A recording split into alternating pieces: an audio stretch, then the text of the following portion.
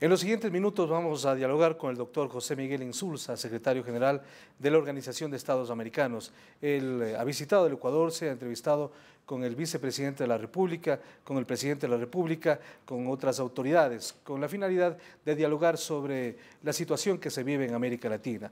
Y queremos, sin duda alguna, conocer los resultados del diálogo con el presidente Rafael Correa. Bienvenido, como siempre, al Ecuador, doctor Insulza. Muchas gracias. ¿Cómo evalúa a nivel general esta serie de reuniones que se ha dado acá? Muchas gracias por esta oportunidad. Yo quiero decir que las relaciones de la OEA con Ecuador siempre han sido muy buenas.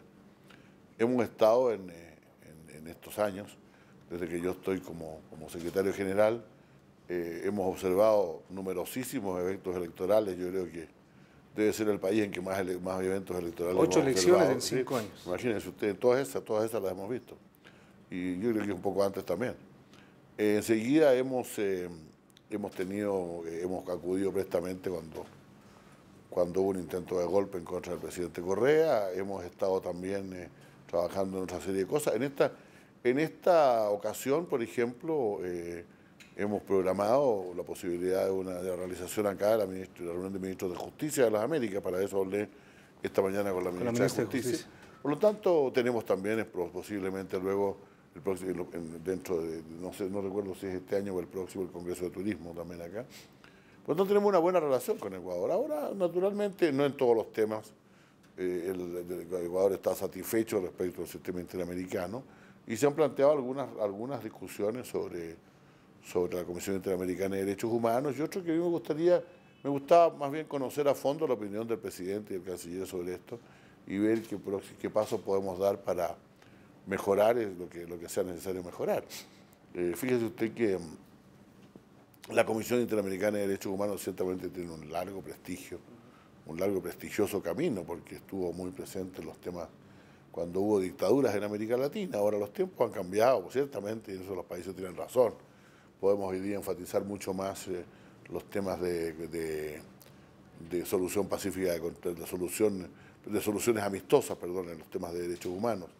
Podemos enfatizar la prevención de los casos, la cooperación con los países, etcétera, la difusión y la promoción de los derechos humanos, sin que necesariamente lleguemos siempre a plantearnos los casos como casos de conflicto.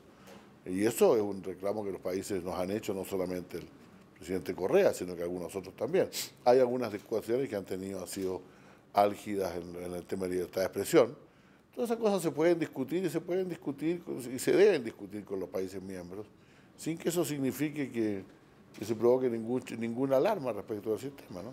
Ahora, sin duda que Ecuador, y especialmente el presidente de la República, ha sido crítico con algunas decisiones de la Corte y de la Comisión, más bien, Interamericana de los Derechos Humanos. Sí.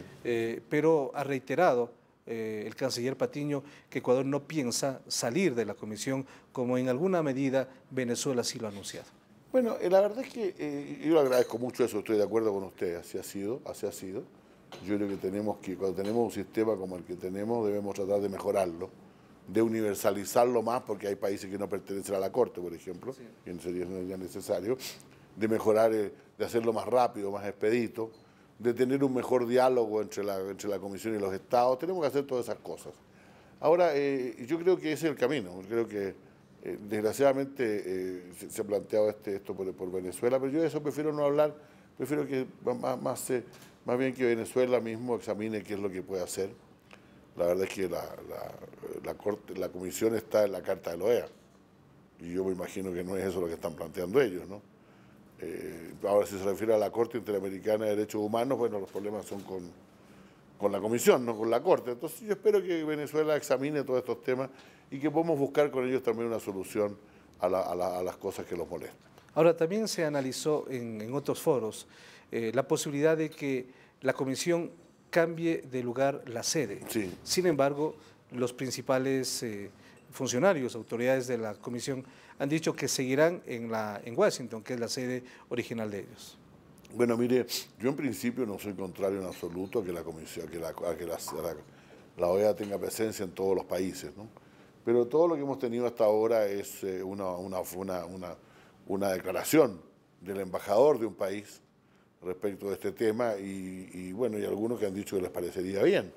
Por lo tanto, yo por esto prefiero no hablar. Mire, la operación de la Comisión de Derechos Humanos cuesta una cantidad de dinero, requiere una cantidad de recursos, tiene una cantidad de especialistas que residen en el lugar donde residen.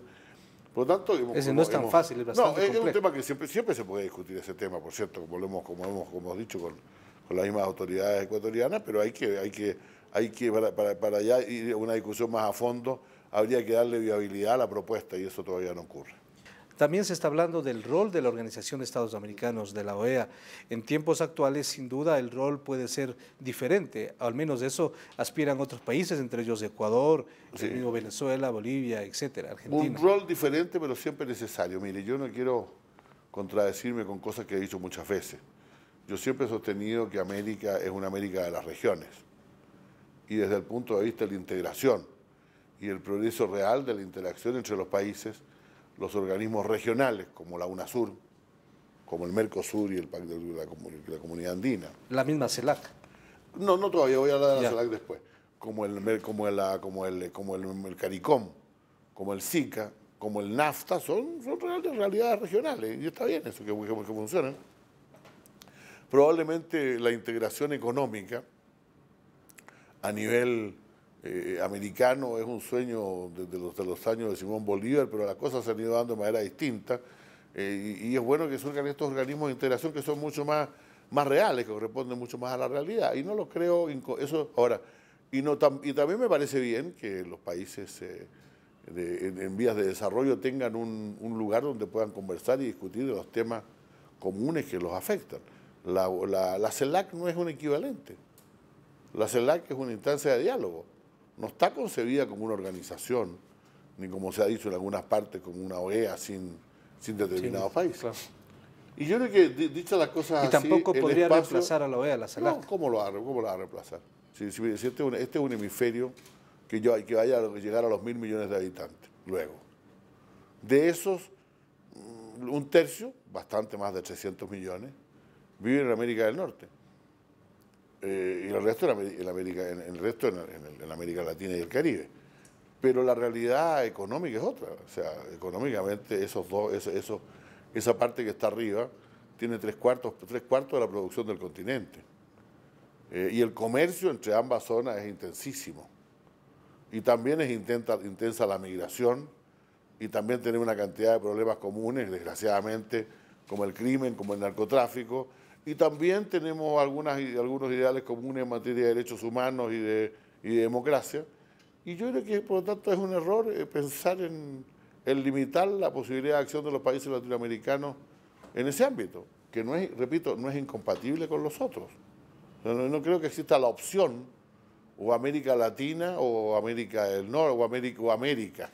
Creo que son distintos escenarios en los cuales debemos y podemos trabajar juntos. Entonces, ¿usted no ve viable la posibilidad de que la OEA pueda ser reemplazada? En la medida en que los países, naturalmente todo es voluntario, si los países miembros no lo quieren, pero yo no he escuchado a muchos países miembros que no la quieran.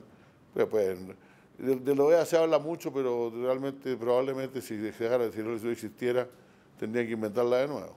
Ahora tiene que cambiar y ajustarse con los tiempos. ¿Lo ha hecho? Sí, lo ha hecho, claro que lo ha hecho. En algunos aspectos. Por ejemplo, en los aspectos de seguridad, yo creo que ya los tiempos de la seguridad hemisférica como un tema de Guerra Fría han desaparecido por completo.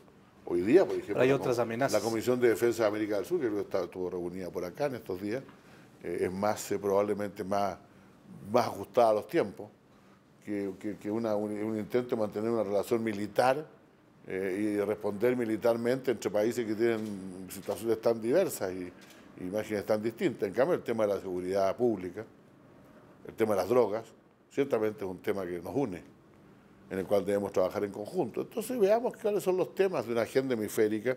Yo creo que no hablé de inversiones. Claro, la CEPAL nos acaba de anunciar que este año nuevamente tuvimos un récord de inversión extranjera en América Latina. El récord anterior del año pasado, o sea, la inversión extranjera aumenta en la región. La mayor parte de ella viene de Estados Unidos. Pues. Por lo tanto, descartar esas relaciones de manera un poquito apresurada, yo creo que no es algo que nadie pretende en realidad. No son asuntos que se están discutiendo en realidad hoy. Ahora, sin duda, América Latina ha sido un ejemplo incluso para Europa en cuanto al crecimiento, al modelo económico. Ustedes saben que en Europa atraviesa en algunos países muchas dificultades económicas. América Latina, pese a la crisis, logró sortear y está en crecimiento. ¿Usted atribuye también al modelo político que se está viviendo? Mire, yo le confieso que, y lo decía siempre cuando en mi país, Chile, nos iba muy bien económicamente, se hablaba del modelo chileno. La verdad es que yo no soy muy, me incomodan un poco los modelos, creo que cada país, cada región elige su propio camino. Y naturalmente las experiencias, los intercambios de buenas prácticas, como si eso es una buena cosa, pero yo no creo que lo que haya pasado en América Latina en los últimos años, que es producto de las mismas cosas que pasaron antes, o sea, también aprendimos a gestionar las crisis, porque como entrábamos primero a la crisis y salíamos últimos, aprendimos a gestionar las crisis y lo hemos hecho bien. No teníamos sistemas bancarios expuestos, una serie de otras cosas, pero pensar que haya modelos, sobre todo modelos políticos, que sean,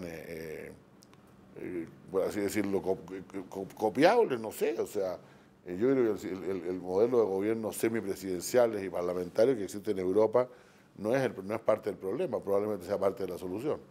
No sé si usted tuvo tiempo esta mañana a leer la prensa ecuatoriana, pero en algunos casos, algún sector de la oposición a este gobierno ha dicho que el secretario de la OEA muy poco ha hablado respecto al tema de la libertad de expresión en el Ecuador, que es un tema que se ha discutido en diversos foros y se ha dado la impresión de que en Ecuador no se respeta la libertad de expresión o de prensa. ¿Cuál es su criterio respecto a esto? Bueno, mire, yo generalmente trato de no pronunciarme sobre los temas que están siendo discutidos con el sistema de derechos humanos, porque precisamente si me pronunciara a favor de lo que se está haciendo, alguna vez me tendría que pronunciar en contra también. No, yo dejo que los organismos de la OEA funcionen de cómo funcionan. Respecto al tema de libertad de expresión, sí me preocupa el tema de la libertad de expresión en América Latina en su conjunto. Creo que tenemos problemas, ciertamente, una tendencia vamos a decir, poner en cintura a la prensa, pero también tenemos problemas de propiedad de los medios de comunicación, también tenemos problemas de violencia que se ejerce en algunos países contra los periodistas. Es un tema, el tema de la libertad de expresión es un tema mucho más complejo. Yo estoy dispuesto a discutirlo y a conversarlo, pero no en relación al caso puntual del Ecuador, porque además en Ecuador el problema se superó bastante bien y creo que no es conveniente reabrirlo. Ahora, en Cochabamba, que es la Asamblea General que se va a realizar próximamente, ¿ya se tiene definido una agenda estricta, precisa? ¿Se tomarán en cuenta los pronunciamientos, por ejemplo, que ha hecho el presidente Correa en esta instancia, en este diálogo con usted?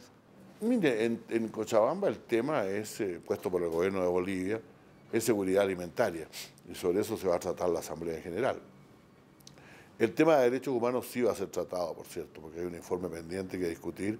Hay dos informes, uno del Consejo Permanente a través de una comisión ad hoc y otro del Comité Jurídico Interamericano. Por lo tanto, en esa discusión ciertamente se tomarán en consideración todas las opiniones, ¿no? Dos cosas más. ¿Cuáles fueron las conclusiones que tuvo con el vicepresidente del Ecuador, Lenín Moreno? Bueno, el vicepresidente del Ecuador acaba de ser nombrado presidente de la comisión que sigue el acuerdo que sigue la Convención Interamericana respecto de la discapacidad. Y yo creo que él tiene una cantidad de ideas muy interesantes, algunas las presentó esta mañana, para fortalecer mucho el trabajo de la organización en los temas de discapacidad. Creo que eso es algo que hemos empezado a hacer en los últimos años, que ha funcionado bien, pero creo que el vicepresidente tiene algunas ideas muy fuertes en esa materia y es bueno que tuve una buena conversación. Yo creo que no podemos seguir, francamente, hasta ahora. La Secretaría para la Discapacidad ha sido sustentada fundamentalmente por un país que es Panamá, fundamentalmente, donde reside, y lo que tenemos que hacer es exigir que todos los países que suscribieron la Convención en contra de sobre la discriminación contra la discapacidad se pongan sus recursos y su capacidad. Yo espero que el liderazgo del presidente pueda llevarnos en esa dirección. Del vicepresidente Lenín Moreno. Del vicepresidente Moreno, perdón. ¿Y su criterio sobre la reunión con la ministra de Justicia? Bueno, con la ministra de Justicia hemos conversado sobre los posibles temas de una convención, de la próxima reunión de ministros de Justicia de las Américas, pero mientras no estén fijados no creo que sea conveniente darlos a conocer todavía. ¿Se va satisfecho con esta serie de reuniones? Muy satisfecho y muy agradecido, como siempre, muy contento de la atención que nos han brindado las autoridades. Tuvimos un desayuno de trabajo con el vicepresidente y el canciller, una reunión posterior, continuamos la reunión con el canciller, nos reunimos con la ministra de Justicia, nos reunimos y tuvimos una reunión primero y un almuerzo gratísimo con el presidente y varias de las principales autoridades de su gobierno y de otros poderes del Estado, y luego una reunión con el presidente de la Asamblea, el señor Cordero, y con el señor Fernando Bustamante, asambleísta, que además es un muy querido y antiguo amigo, debo decirlo, que conversamos una serie de temas, incluso el reciente encargo que nos dieron los presidentes sobre el tema de drogas, por ejemplo, la posibilidad de cooperación técnica con el Congreso. Creo que ha sido una agenda muy completa y estoy muy contento. Muchas gracias por atendernos. Muchas gracias a usted. Muy gentil, muy amable. Hemos conversado estos minutos con el doctor José Miguel Insulza, secretario de la Organización de Estados Americanos, aquí en el Swiss Hotel de la capital ecuatoriana. Gracias por su atención. Hacemos una pausa. Regresamos con más información aquí en El Ciudadano TV.